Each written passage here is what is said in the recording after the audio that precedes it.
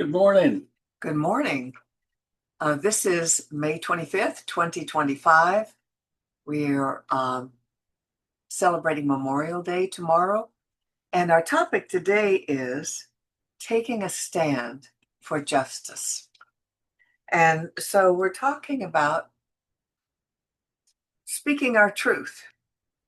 And I'm going to start with some of the wisdom shared by our founder, Ernest Holmes, who said in the Science of Mind Statement of Beliefs, he was asked to please write down what the Science of Mind taught and believed. And this was the first thing he said.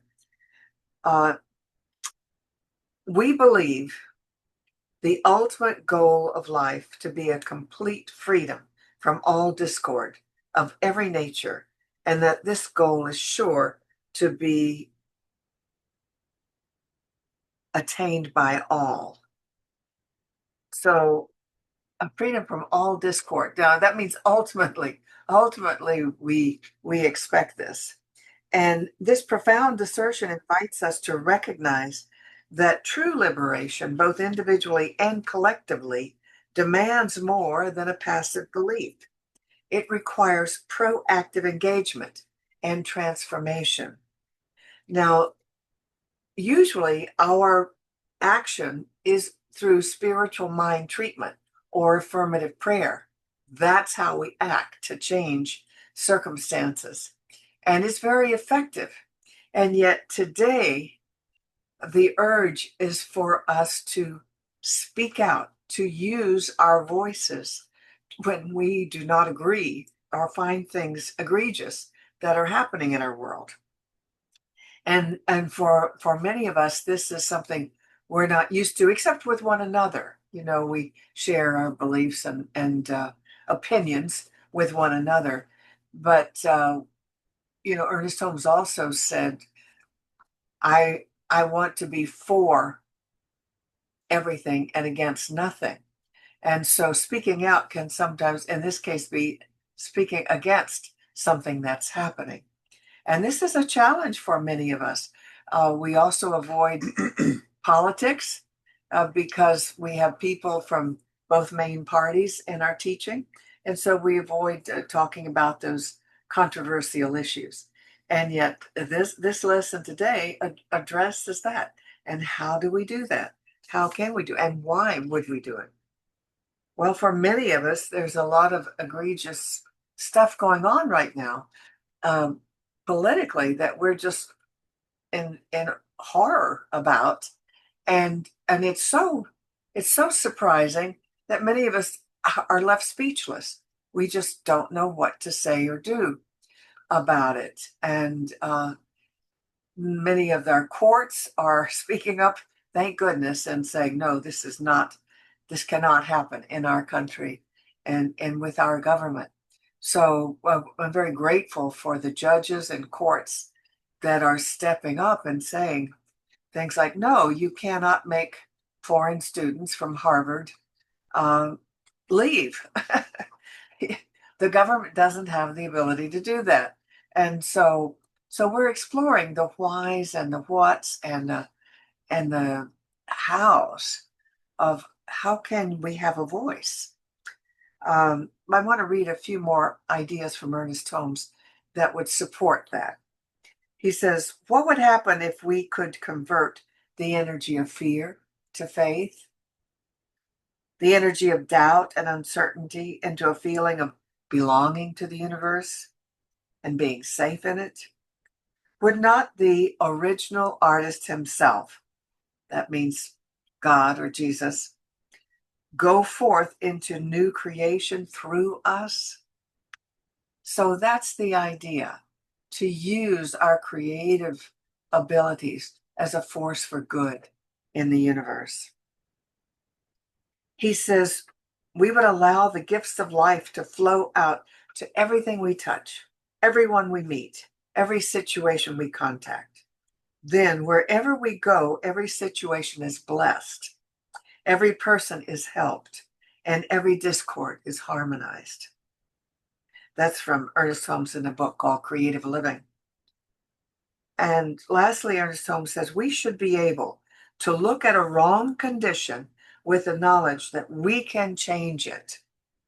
So we know we can change conditions with affirmative prayer.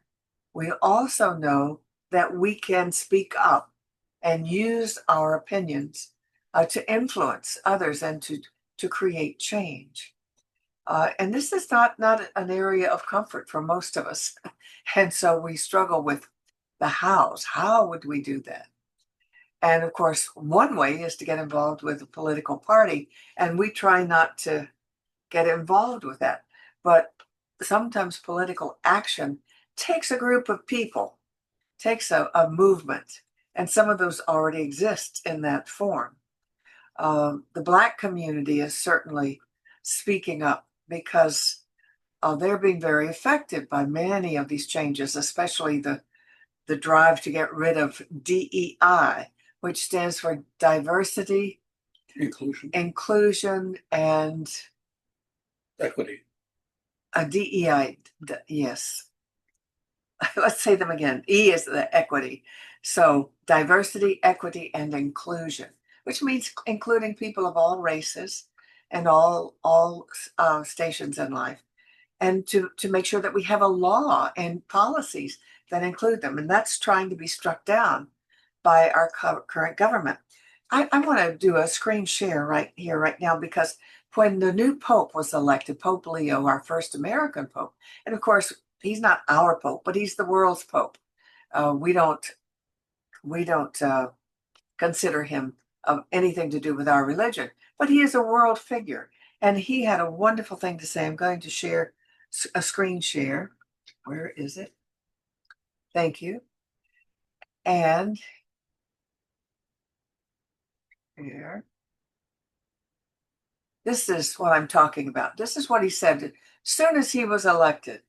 He said, "To all who sent prayers, love, and hope as I began this sacred journey, thank you. I accept this role not as a throne, but as a vow to serve the forgotten, to uplift the broken, to speak plainly where others stay silent, to be called woke in a world that sleeps through suffering is no insult. It is gospel. Gospel meaning the good news. Woke means awakened by compassion, guided by truth, humbled by grace, committed to justice, not just for some, but for all. So let them mock, let them sneer. We will still build the kingdom, not with walls, but with love. Be awake, be loving, be woke." And of course, being woke is also something that our current administration is trying their best to eliminate. Anything that is considered woke. You have to go to view, honey. Anything that's considered woke, they want to be undone. And that's, it's taking away a good thing. There we go. Okay. So would you like to add to that? No, not a thing. Well, when the topic came up and you brought it up, I found myself just sitting back saying, I don't know what to do. And I think that's what happens to a lot of us. I don't know what to do. And it is so frustrating to see what appears to be so many things falling apart. Professional speakers not knowing what to say. But several things came to mind as I thought about it. I thought about the nun in India. What's her name? Mother Teresa. Mother Teresa. No matter how bad things were, Mother Teresa went around collecting people who were dying on the street and taking them to help them die with dignity. And that she wasn't taking those that had been saved or those who had hope. She was taking those who had nothing and giving them something because it was the right thing to do. And I got to thinking about, well, what I need to do whenever I can is the right thing, whatever knowledge tells me is the right thing to do.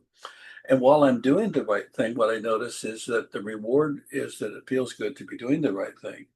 And I also feel like the support of the right thing is makes it more possible for the rest of the world to embrace as well. And then the second part of that is, I've got it, even wrote it down. The knowledge that I'm doing the right thing is its own reward. And the second thing is in the encouragement from others. The encouragement from others makes it possible to keep doing the right thing. And what we can do, I believe, is to keep encouraging by uplifting, encouraging, and empowering those people that we believe are doing the right thing to keep doing it. Mhm. We can feed, nurture, nourish, and support the people that are doing the right thing. And then the real tricky thing is if we find out that we're off course, we have to do a course correction rather than digging in deeper. And a course correction may mean I can't support that like I was because its course has changed or the need has changed. And so to be nimble, to be flexible, to be constantly informed and aware means that we can continually update what is the best thing we can do to support, encourage, and empower those people that are actually in positions to do the things that are going to change the world. One example is, for instance, and this is my personal bias, one of the judges just recently made a decision and said, you can't, as Judith said, throw people out of Harvard because it's a whim. It's not constitutional. Now, the first thing I thought of is great. And then I walked away. I thought, no, actually, what I need to do is to find out how to email him and say thank you. What I need to do is to reach out to the people that are doing what I believe is right and say thank you. And I need to let them know that their voice is not only heard, but to support and encourage them. I know I work in mental health, and there's a lot of things in mental health that don't go the way they need to go or should go. And in particular, in my organization I work in, it's definitely true, and I see it all the time. When I do what I consider to be the right thing, which may not always please everyone, what I benefit from is knowing that I did the right thing. And then what happens is somebody will come to me and say, Bob, thank you for doing the right thing. And then I feel more emboldened to do more of the right thing because I feel less alone. And one of our greatest fears is that I'll be isolated, alone, and abandoned.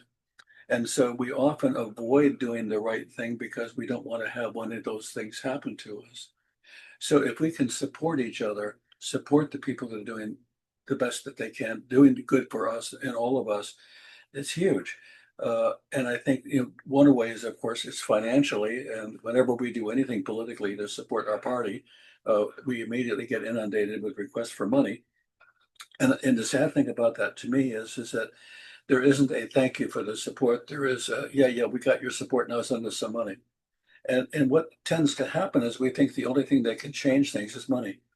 And money can change things. There's no doubt about it. You can buy a lot of things with money, but you can't buy the gratitude. And if we could be more grateful, and I plan on getting a hold of some of the political people that I admire for what they've done and said, please don't ask me for money, but continue to ask me for your support and encouragement. And I give you that, and I'll spread the word as best I can that what I believe you're doing is the right thing. And unsaid is, if you stop doing the right thing, I'll stop supporting you because I'm going to continually be flexible in what happens and what I need to do. So a problem I see is that we get stuck on a single track and believe that we're on the right track, even when we find out we're not. But because we don't want to be embarrassed or lose our support, we just go ahead and continue doing that. So we don't have the flexibility that we need to constantly be informed and to be aware and to say, what can I do next? What can I do next? What can I do instead of what I was doing? So I think conscious efforts to support the things we believe are going well is a positive way to help people and help us as a nation make change. Show up for the things that you support, and you can do it quietly. You don't have to upset anybody. You don't have to scream and yell or burn a place down or any of that. It's just really important. This morning, as I was meditating, I heard something that I first came across. I first heard it when we were ministers in Paradise, California, and we had a swastika put on our church sign, as did other Jewish people, and so we came together to start a center for tolerance and nonviolence. Um, and one of the women who was Jewish, one of the leaders, shared with me something that came out of World War II. I don't know who wrote it, but it was this, and it's true. It said, in the Nazi era, first of all, they came for the intellectuals and the professors. I'm not an intellectual or a professor, so I said nothing. And next they came for the gypsies and the vagabonds. And I'm not a gypsy, so I said nothing. And then they came for the priests. I'm not a priest, so I said nothing. Then they came for the Jews. And I'm not a Jew, so I said nothing. And then they came for me.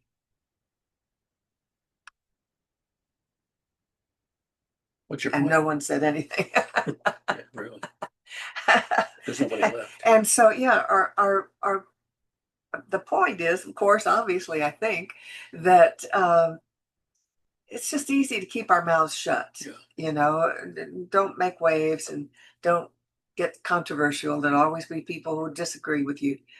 Don't rock the boat and all of that, and that can be life threatening. I remember when I We can was become silent too long. in school and we talked about the fall of the Roman Empire. And the thing that I discovered about the fall of the Roman Empire is that most of the people that lived in Rome didn't know it was falling because it hadn't fallen in their neighborhood, it hadn't fallen in their yard. And it took 100 years or so before it completely fell. So the trouble with the fall is that it happens so gradually that nobody does anything because it hasn't hit my neighborhood yet. It hasn't hit my address. And that's worth paying attention to. So, but I think that's also that can engender, I need to do something because I'm afraid. I need to do something so that it doesn't happen. And I'm going in a little different direction and saying, celebrate the good actions, celebrate the courage that people have to take a right action, celebrate the nature of good, as opposed to, I'm supporting you because you're supporting something that I believe. But I'm supporting you because you have the courage and because you're taking a stand for something. And I do agree with it. And that's what makes it easy for me to do that. But I'm supporting you and your courage. I like that. I want to share a couple more quotes that are important, I think. And the first one is by President Obama. He says, change will not come if we wait for some other person or some other time. We are the ones we have been waiting for. We are the change that we seek. And he wrote that in The Audacity of Hope. Mhm. Martin Luther King said, our lives begin to end the day we become silent about things that matter. And So, lastly, a Nobel Peace Prize laureate, Elie Wiesel, said, silence encourages the tormentor, never the tormented. mhm. So it's just important for us to not only have an opinion about what's going on in our country, but if it's against our Constitution, I think we have a right to speak out. I think we have a right to have an opinion. And I know that many people, including many senators of the same party, are afraid to speak out against a strong leader because they get punished. They get punished by not getting reelected because he's very persuasive. We have to have courage in the face of all that and know that we're being hurt in areas of cutting back in benefits, cutting back in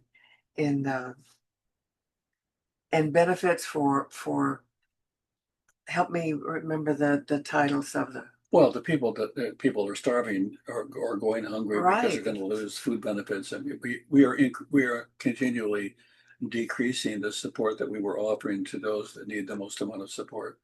And I guess, I have some loved ones that are going to be affected by yeah, Medicaid cuts. yeah. So You know, all this is happening while the most wealthy are having huge tax cuts. And it doesn't trickle down. We know it doesn't trickle down. That's supposedly the idea. We've had that under two other presidents. It doesn't work. so what I would suggest though, and we can very quickly move into judgment, is move into curiosity. become more curious. Become more curious of the people who have a point of view that doesn't seem to make sense to you. Be more curious with them about how they got to where they are or how that works. Because it's very easy to confront, and confrontation is just another form of combat. And I mean, whoever's biggest and strongest may win, but I think it's the curious that will inherit the earth. The ones who keep asking more questions and saying, but that doesn't seem to work. How does that work? How does that look? What about the people who have no food? What would you suggest we do with that? Give the problem to the people who have all the answers, a different way to look at the problem to see if they have any answers, as opposed to being judgmental and saying you're wrong and I'm right. And so I think that the best position to take is no position but the one of curiosity. And that doesn't mean you don't have a premise. And on the other hand, too, if you're curious enough and you ask enough questions, you may also change your own point of view. Maybe you don't have it all right. Maybe there's some things you need to pay attention to. Maybe there is not only a middle ground, maybe there's more ground than you thought there was to cover. And that's really, really important for us, I think, to constantly embrace. So what I would say as we get closer to our closing today is be more curious and judgmental, be more willing to be flexible, be more kind, and give kindness to the people that are standing for whatever they're standing for, and ask them questions when it seems as if they're off track. And if they seem to be on track, ask them more about the track they're on so that you can be firmer in your stand and you can feel more comfortable and safer in where you're going. And I just want to correct myself because the changes in Medicaid and other cuts for the needy has not been passed. It's been passed by the House, and now the Senate will tackle that budget, and they plan to spend a whole month changing it in some ways. So it's not final yet. Yeah. Um, But there's an intention by some to cut back on a lot of the resources that people need and benefit from. And there's an intention by others to even increase the amount of support that is being given to those that have been supported. The question is, what's best? How can we best work that out? And we need to be a lot more curious, and we need to ask a lot more questions, and we need to enter into it with a lot more kindness than we're doing right now. So support the people that you believe are doing the right thing, but support them with kindness and with a letter, a note, and that really makes a difference. I like that. And so right now I would like to share the screen again to remind people of how they can donate. Oops. Just click on this. Let's see, this is what I want right here. By going to our website, which is cslpalmbeaches.org. If you don't already have a way that you donate, this is a way to get started. And you do so by going to this upper button that says ways to donate. And of course, you're always welcome to contact us with any needs that you have. We're happy to do spiritual mind treatment for you. And it is very powerful, and we welcome that. So, but right now, let's do this affirmation because we also believe in affirmative statements. So let's say together, my investment today is made with the full realization that God is the source of my supply and returns it to me enriched and multiplied because it is a law of circulation. So we're stopping the share now and ending the recording.